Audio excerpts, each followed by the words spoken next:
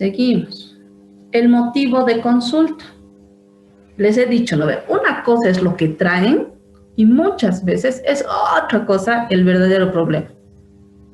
Atentos hay que estar, a no cerrarnos solamente con el motivo manifiesto. ¿Cuál es el manifiesto? El que me estás diciendo, ¿no ve? Me estás diciendo, por ejemplo, ¿sabe qué, Lick? Quiero dejar de fumar, por ejemplo. Ese es tu objetivo, tu motivo de consulta manifiesto. Pero ya ahondado un poco más el asunto, resulta que no es solamente cigarro lo que quiere dejar de fumar, ¿no ve? Lo que quiere dejar es un consumo de sustancias. Entonces va un poquito más allá. Tenemos que entender mejor la situación. ¿Ya? Entonces muchas veces vienen con motivos de consulta que son totalmente lo contrario ya también, por ejemplo. Por ejemplo, me han recomendado que venga porque no entienden que a mí no me gusta trabajar en ese lugar y he renunciado, ¿no ve? Pero ella es una persona de 45 años que sigue viviendo con sus papás y le está costando ser independiente. Entonces, a todos los trabajos a los que entra va renunciando. ¿Se dan cuenta, no ve? Hay un motivo de consulta manifiesto y muchas veces hay otro que es latente. ¿Ya? También vamos a ver si la persona que está viniendo a la sesión es consciente de sus problemas o limitaciones. ¿No ve? Porque pueden traer el motivo de consulta, pero no son conscientes del impacto que está teniendo este motivo de consulta. ¿Le está trayendo a alguien? Ese es un mal factor de pronóstico. ¿No ve? No ayuda mucho cuando le trae a alguien. De preferencia, es mejor que sea él el que quiere venir. ¿Ha sido derivado por algún profesional de la salud? Nosotros vamos a tener que lidiar incluso con situaciones de fidelidad hacia el otro terapeuta, ¿no? Pero es que tú no me dices como me decía fulano. Es que tú no me estás dando las tareas que me daba fulano, por ejemplo. ¿Ya? Por ejemplo, muchas veces nos van a derivar casos de ansiedad médicos o nos van a derivar casos de ansiedad kinesiólogos, por ejemplo. Por eso nosotros tenemos que tener nuestra red de profesionales de apoyo. Decíamos, ¿no ve? En un trastorno de la conducta alimentaria no va a trabajar solo el psicólogo, va a trabajar también el nutricionista, el endocrinólogo, decíamos, ¿no es cierto? También tenemos que saber... Sí. Una pregunta. Dime. Bueno, es una pregunta personal.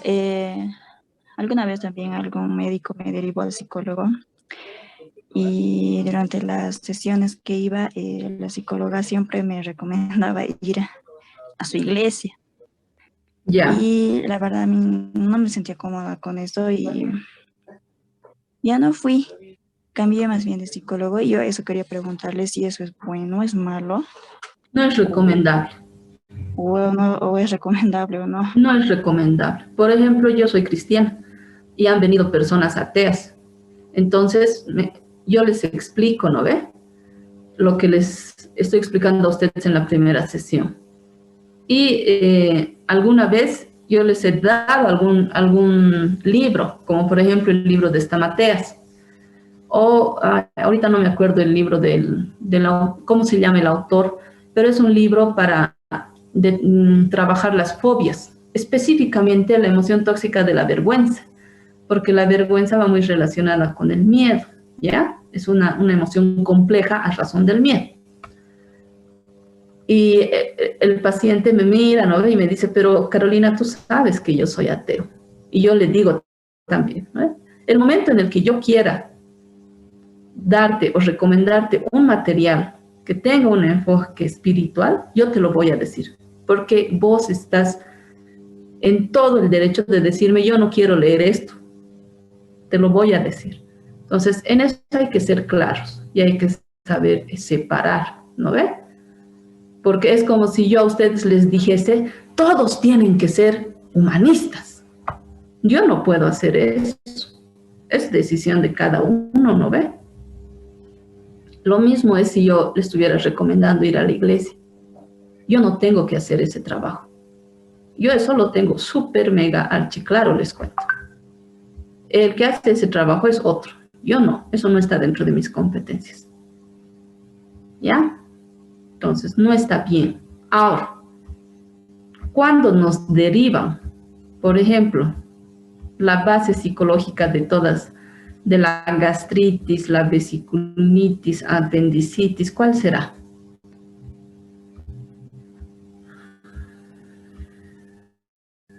El estrés. El ¿Qué? estrés. La ¿Ya? depresión. ¿Cuál más creen? Depresión. Ya, piensa en la depresión. El ¿Qué más? triángulo de ese tres. El triángulo de la depresión. Depresión, ansiedad y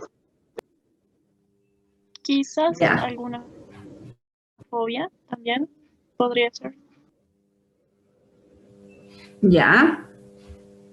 Entonces, por ejemplo, nosotros sabemos que hay un factor en común, así a grosso modo, de las personas que derivan, que tienen enfermedades, las itis famosas. Hay enojo reprimido. Entonces te da tu gastritis, ¿no ve?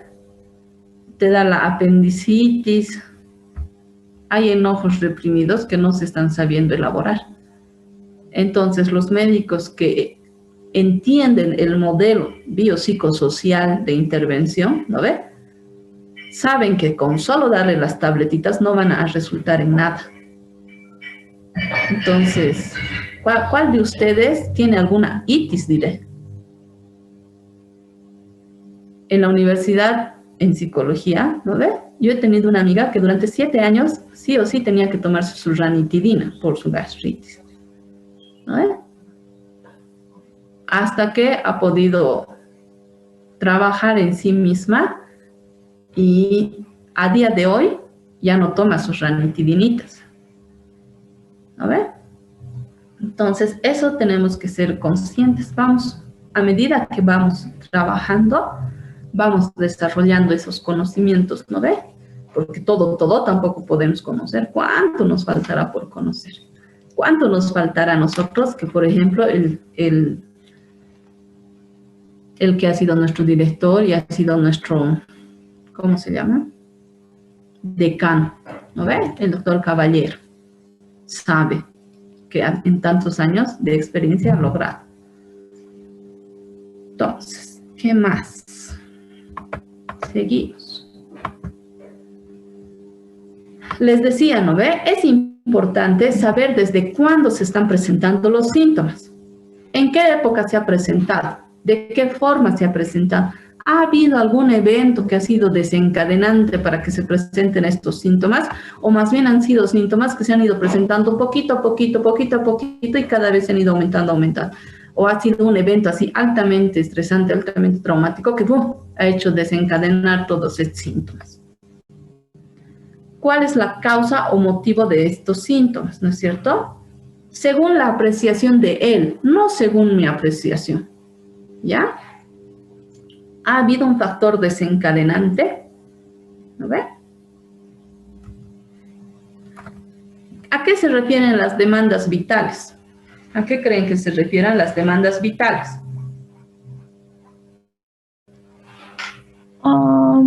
Creo que se referiría como que a factores bastante básicos como la supervivencia, comer, estar Ya, cómodo. ya. Esa es una percepción que tienes, muy bien. ¿Quién más me puede decir la percepción que tienes respecto a lo que se referiría a una demanda vital?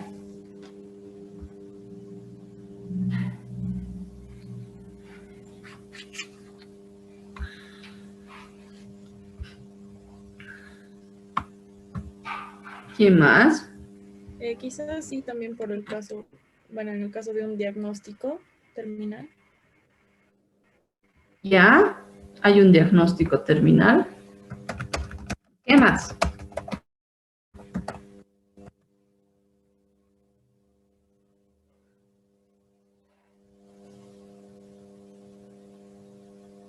Tal vez una demanda vital también puede ser que una persona sana emocionalmente siga buscando esa tranquilidad emocional.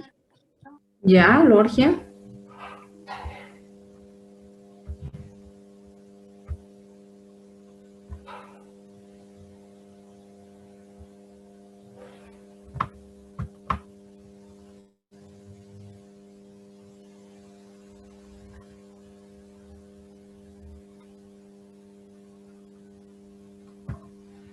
No Por sé. ejemplo, ¿qué edad tienes, Lorgia?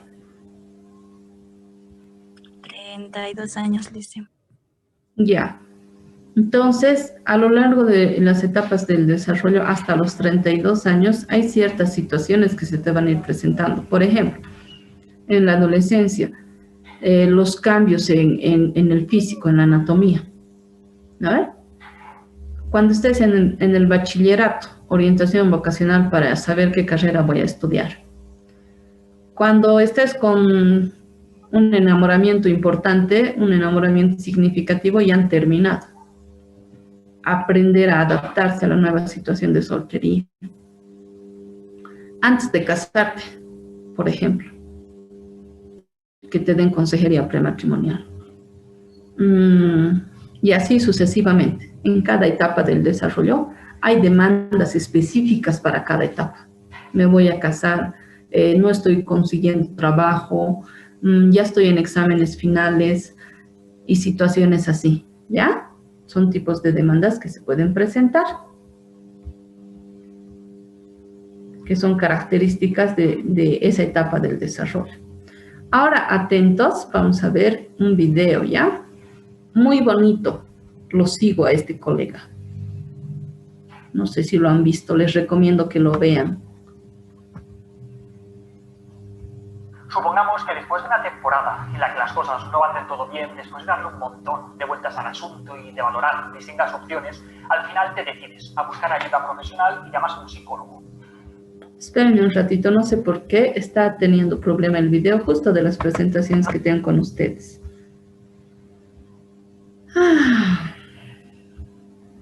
Pero lo vamos a compartir desde otro lado, como hemos hecho el otro.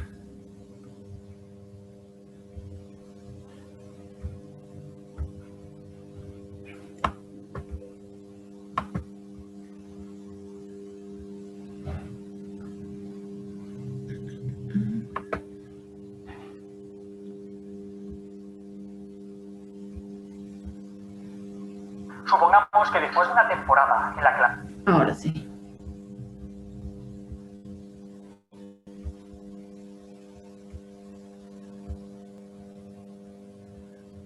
¿Lo ven bien?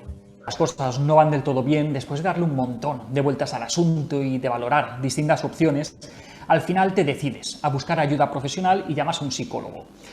No ha sido fácil dar ese paso, ni tampoco elegir al profesional, pero el caso es que ya tienes la primera cita. Entonces, ¿ahora qué?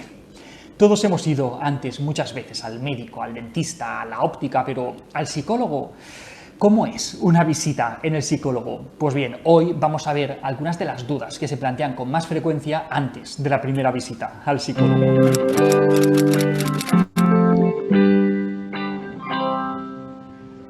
Para empezar por el principio, recordaremos en primer lugar qué es un psicólogo. Y es que un psicólogo es, al menos, un licenciado en psicología o un graduado en psicología, y es el profesional que está capacitado legalmente para ejercer la psicología y la psicoterapia.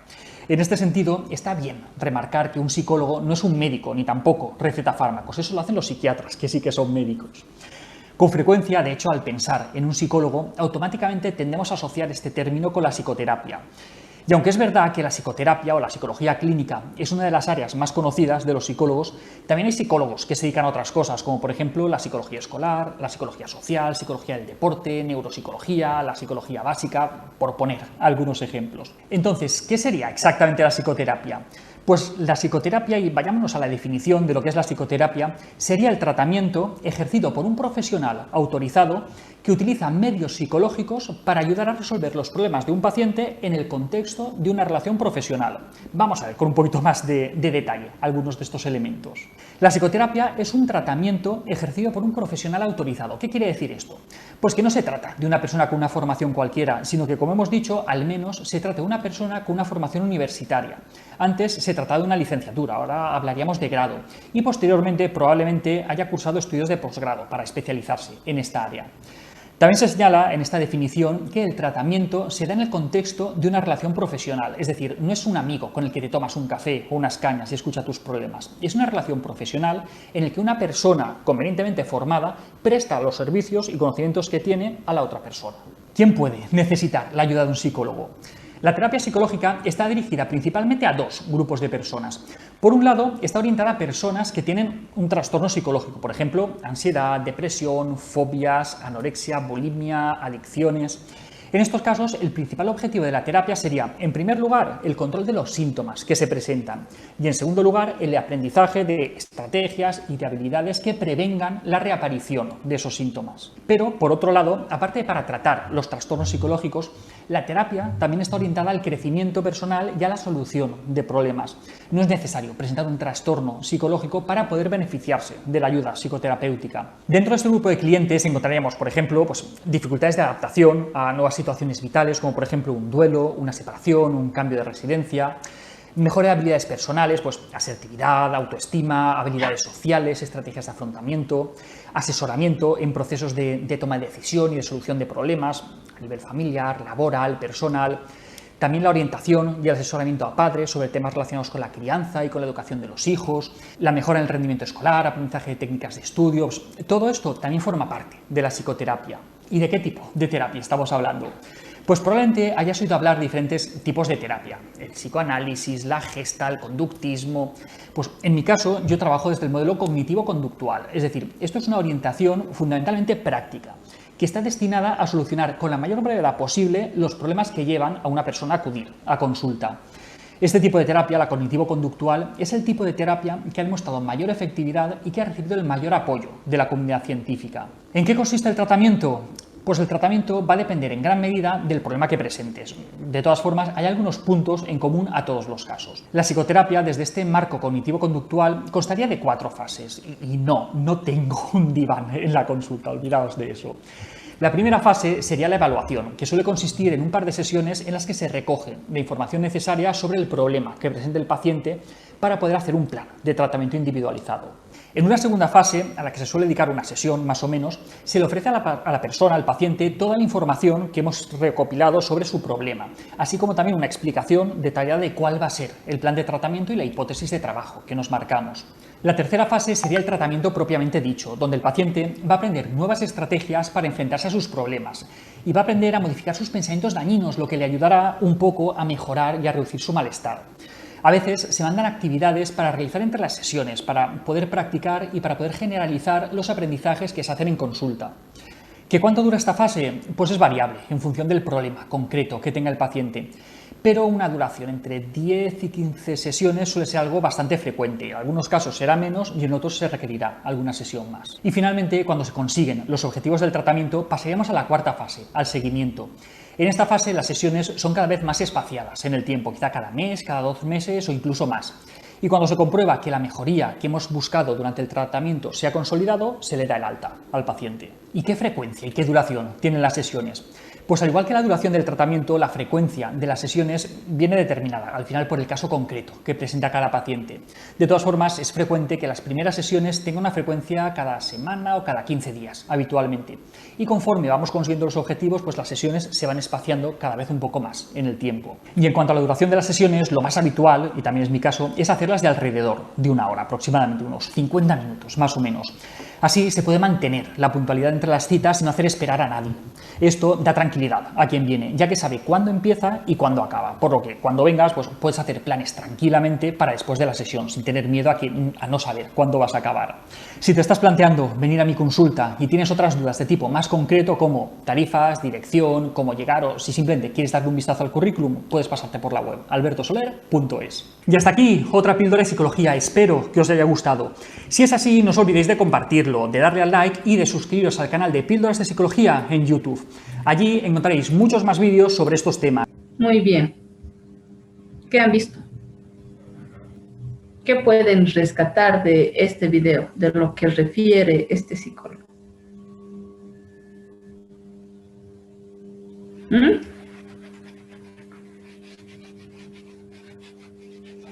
chicos. Dicen, creo que sería esta parte bien importante, ¿no? De que para ir a terapia no necesariamente tienes que tener una situación ahí muy, muy compleja como un trastorno, sino simplemente para conocerte y desenvolverte mejor en tu vida. Muy bien. Entonces, esas demandas vitales, ¿no es cierto? Sí. Que no siempre van a ser así profundas, arraigadas, en verdad un problema, sino que necesitas ese apoyo para caminar esa parte y listo, ¿no ves? Nosotros tenemos que darnos cuenta de eso. Él maneja muy bien este lenguaje para expresarles, ¿no ves? Todo lo que tiene que entrar en el encuadre y lo que le tenemos que explicar en la primera entrevista, ¿se dan cuenta? ¿Qué más? ¿Qué más ven?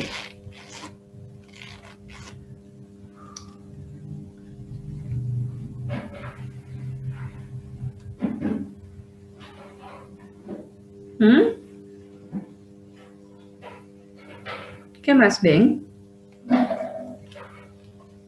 El tratamiento también depende de la situación, el problema que tiene el paciente, ¿no? Y también depende de la corriente que tú sigas para abordar el problema. ¿No ve? Entonces, lo que dice este colega es una psicoterapia breve de tipo cognitivo-conductual, cognitivo,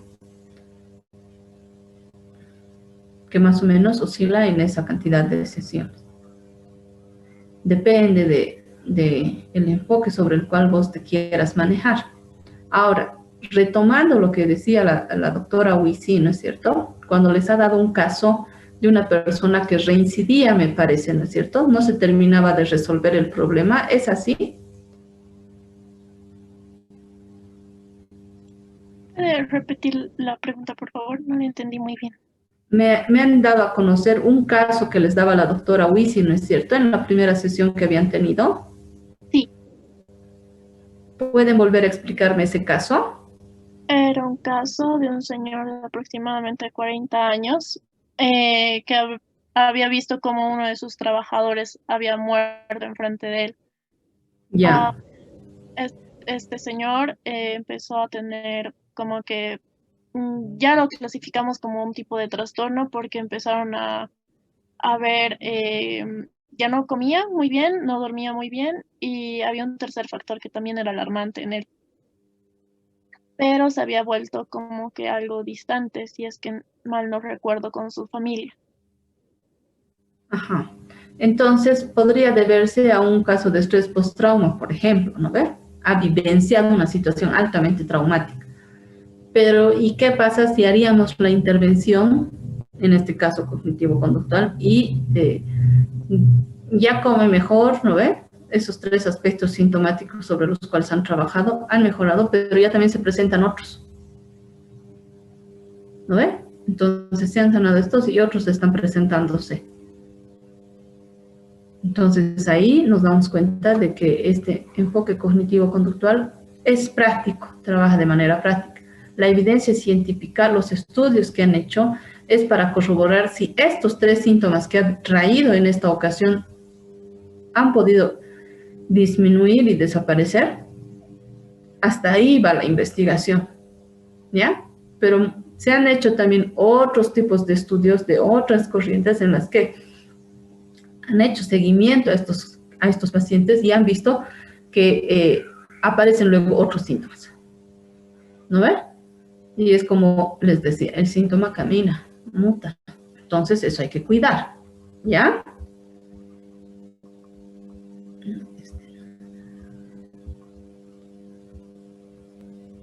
Pasamos al siguiente. ¿Qué otra cosa nos fijamos? Signos vitales, ¿ya?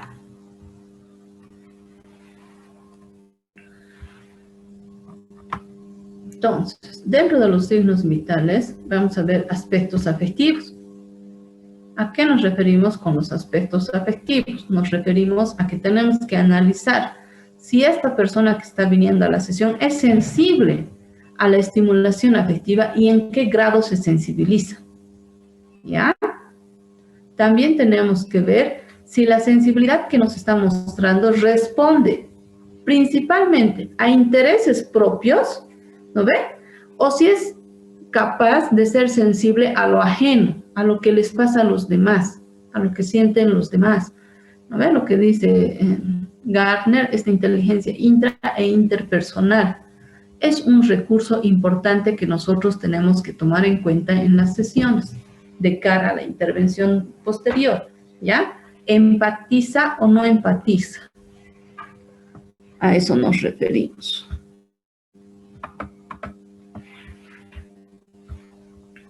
Ahora, la expresión afectiva. ¿Cómo manifiesta sus afectos? ¿No es cierto? ¿Es una persona que se controla, una persona que se inhibe, o más bien es una persona que notamos que es bastante impulsiva? ¿Cómo? Estas actitudes que está presentando son estables o por lo general son transitorias, son recurrentes o son aisladas, ¿no ve? ¿Y en qué situaciones él responde o ella responde de cierta manera en específico? Necesitamos entender el tono afectivo con el cual se maneja por lo general, ¿ya? ¿Cómo es el tipo de respuesta afectiva? ¿No es activa? ¿Es pasiva? ¿No? Más bien es ambivalente, parece ser confiada o más bien es muy desconfiada, ¿ya? Si está viniendo con un grado de angustia, esta angustia, ¿con qué se está relacionando? Esta angustia es constante o más bien es por momentos, ¿no ve? ¿En qué momento está apareciendo esta angustia? ¿Cómo logra tranquilizarse? ¿Cómo logra calmar esta angustia? ¿Qué defensas está utilizando? ¿Qué formas está utilizando para protegerse cuando se está presentando la angustia? ¿Las defensas que está teniendo son buenas, son efectivas o más bien son rígidas o más bien son flexibles? ¿De qué tipo son?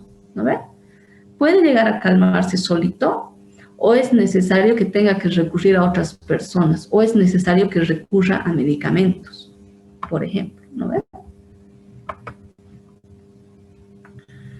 Ansiedad, si está presentando ansiedad. ¿Cuándo aparece esta ansiedad? ¿Es constante o aparece por momentos?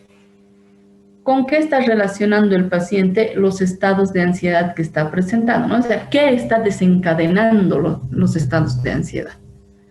¿Cómo sale? ¿Cómo resuelve? ¿Cuál es el resultado de cuando se presenta la ansiedad? ¿No ve? ¿Cuáles son los métodos que va a utilizar? O tal vez se va a tranquilizar con alcohol, con drogas, con actividades, con comida, con compras compulsivas. ¿Cómo? ¿Cómo se tranquiliza de esta ansiedad? Hasta aquí nuestra clase de hoy. ¿Ya? ¿Hay preguntas? Sí, yo le hice. Hace un momento nos hablaba de la intra y... La interpersonal. Ajá, exacto. Entonces, ¿qué pasa si esta persona no muestra empatía de sensibilidad, dicen? ¿Cómo tenemos que cambiar eso, hacerle una terapia de sensibilidad? Tal vez mostrándole videos. Eso ya es de cara a entender, por ejemplo, qué rasgos de personalidad está teniendo. Entonces, no es nuestro objetivo, es un recurso que no tiene. Acuérdense, ¿no ves? Decíamos ver el aspecto psicopatológico y el aspecto psicológico, ver limitaciones y ver recursos. Entonces, se podría ver como una limitación, pero si más bien es muy empático, se puede ver como recurso. Entonces, nosotros, dentro de las intervenciones terapéuticas que vamos a realizar, si esta persona no es empática con otros, algo está pasando que también está reprimiendo en sí mismo. ¿No ve? Entonces hay que ser cuidadosos con eso, hay que entender eso. Sí, cuando hablamos de inteligencia emocional, sabemos que la empatía está antecito de la competencia socioemocional. Pero para ser empático, antes de ser empático, tienes que saber gestionar tus emociones. Y antes de saber gestionar tus emociones, tienes que saber reconocerlas. Según Goleman, estos son los pasos que se hacen en la intervención. Esos son los pasos para que crezca tu inteligencia emocional. Sabemos, ¿no ve? La evidencia lo muestra, que las personas que llegamos a ser exitosos son los que tenemos inteligencia emocional, más allá de aptitudes lógico-matemáticas, que antes se creía que esa era la única forma de ser inteligente, ¿no ve? Los que sacaban 100 en sus exámenes.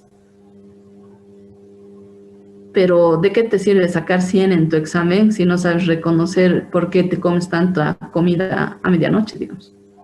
¿No ve? Entonces, si sabes reconocer tus emociones, gestionarlas, sabes empatizar. Y si sabes empatizar, tienes buenas interacciones. Y nosotros como seres humanos hemos sido creados seres humanos relacionales. Entonces, es en la relación que nosotros crecemos, mejoramos, maduramos. No es en soledad. Está bien, dice. Un buen recurso nos habla de personas que llegan a ser socialmente competentes, ¿no ve? Ese es un buen recurso. Nosotros nos podemos ver, ¿no ve? Decir, ¿está yendo bien o no está yendo bien este cliente con el que estoy trabajando a medida que este cliente tiene mejores relaciones? Tiene relaciones más sanas. ¿Te he respondido? ¿Era Lorgia o era Nuria? Sí, ¿Quién era? Sí, yo, Lorgia. Está bien, gracias. Te he respondido. Ya, Lorgia. Dicen, disculpa una consulta. Dime, La Raquel. modalidad del examen de esta semana, ¿cuál va a ser? O es que ya la dijo, no estoy muy segura. No la No te he escuchado, perdón. Que si ya hay modalidad, o sea, es que ya nos ha dicho modalidad para el examen parcial. Ah, ya. No me han habilitado el eCampus. Manejo exámenes tanto en plataforma como en el Google Docs. Entonces, sí va a ser el viernes y sí tienen que estudiar porque procuraré manejar todos los filtros a bits y por haber para que no me hagan el lero, ¿ya? Eso creo que es importante que tomen en cuenta. Porque ya me han hecho el lero el año pasado, ¿no ve? El antiaño, cuando ha empezado la pandemia, ya me han hecho el lero. Entonces, tomaré todos los recaudos posibles para que no me hagan el lero este año, ¿ya? Está bien, Lindsay, pero creo que me refería un poquito más a la metodología como más de preguntas-respuestas, va a ser, ¿cómo se dice esto? Extenso, no estoy muy segura, como a eso me refiero. Ah, ya. Voy a subir un banco de preguntas y de esas preguntas todavía no sé si 10 o 20 van a ser las que ustedes van a responder. Y habrán de esas facilitas, ¿no ve? De verdadero, falso, respuestas múltiples, respuestas cortas para completar, ¿no ve? Esitas van a ver. ¿Por qué? En este examen ustedes se tienen que sacar 110 sobre 100, ¿no ve? Tienen que aprovechar que es tan poquito contenido, ¿no ve? Que miren, ni 2 temas es, porque no estamos acabando el tema 2, que es la entrevista. No es ni 2 temas, ¿ya? Y he procurado hacerlo lo más chévere posible, ¿no? Lo más bonito posible. Entonces, tienen que aprovechar este tiempo. ¿Por qué? Lo que estoy planteando es que ustedes van a aprender la teoría del psicodiagnóstico, la entrevista clínica, las baterías de test, la entrevista devolutiva y el informe clínico. Pero luego vamos a entrar en psicodiagnóstico infantil, del joven y del adulto, para tener una noción básica de qué instrumentos se aplican, ¿ya? Y cómo se aplican. Entonces, estoy gestionando con otras colegas que están, por ejemplo, en hogares y que tienen sus compañeras de internado que están ahí, para ver de qué manera nos pueden abrir puertas para que ustedes hagan diagnóstico con los niños, ¿ya? Lastimosamente hay esta situación de que tiene que ser totalmente virtual, ¿no ve? Y eso nos limita ciertamente. Y con adolescentes estoy viendo de hacer ya con algún colegio con el que ya hemos trabajado años antes, que nos permita aplicar instrumentos a sus estudiantes. Y con adultos ustedes van a hacer en sí mismos, ¿ya? Un proceso psicodiagnóstico. Ustedes mismos se van a aplicar sus instrumentos, se van a hacer su informe de sí mismos, ¿ya? ¿Por qué? astutamente ustedes también bandidos, pueden decir, voy a ver al otro, ¿no ve? ¿Y qué de los que ven la paja en el ojo ajeno cuando tenemos una viga en nuestro ojo, ¿no ve? Entonces, hay que cuidar eso también.